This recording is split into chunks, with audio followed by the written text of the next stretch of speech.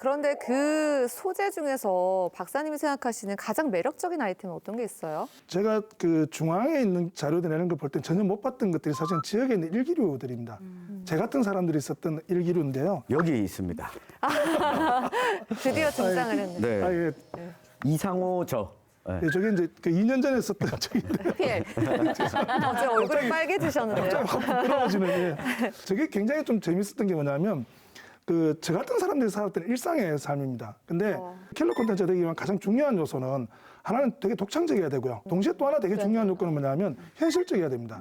이게 내 얘기처럼 느껴지지 않으면 사실 그 얘기는 그냥 이렇게 망상이나 저 멀리 떨어진 얘기일 수밖에 없거든요. 그래서 이 두 가지는 그 논리학에서 보면 되게 모순명제일 수도 있어요. 재현성이 강하면 사실 독창적이기 힘들고요. 독창적이려면 사실은 이게 재현성을 만들어내기가 쉽지 않은데 이 두 가지 요소를 동시에 가지고 있는 소재를 어떻게 찾을 건가 하는 고민들이 제가 이제 일기에 좀 집착했던 그런 이유인데요. 전통시대라는 시대에 우리와 다른 어떤 그 환경 속에서 살면서도 우리와 똑같은 고민들 때문에 살아요. 제가 이제 일기에 대한 제 관심은 뭐냐면 제가 뛰어난 창작자가 될 수는 없겠지만 창작하시는 분들이 적어도 어떤 장면을 머릿속에 이렇게 그렸을 때 네. 어떻게 이걸 꾸리고 어떤 스토리를 얹었을 때 이게 재밌는 스토리가 될지에 대한 고민들을 할 필요가 있다는 생각이 좀 들어요. 이게 이제 미생을 그렸던 그 윤태호 작가 옛날에 했던 굉장히 재밌는 얘기가 보면 그분의 창작 노트를 보면요. 네. 인물 캐릭터가 빽빽하게 되어 있습니다. 하다못해 고개 돌리는 습관부터 시작해서 밥을 몇 숟갈 뜨는 습관까지를 이렇게 만들어 놓고요. 그 사람들을 이렇게 얹어 놓고 그 위에 사건 하나 떨어뜨려 놓으면 자동적으로 스토리가 된다고 얘기합니다. 그만큼 사실은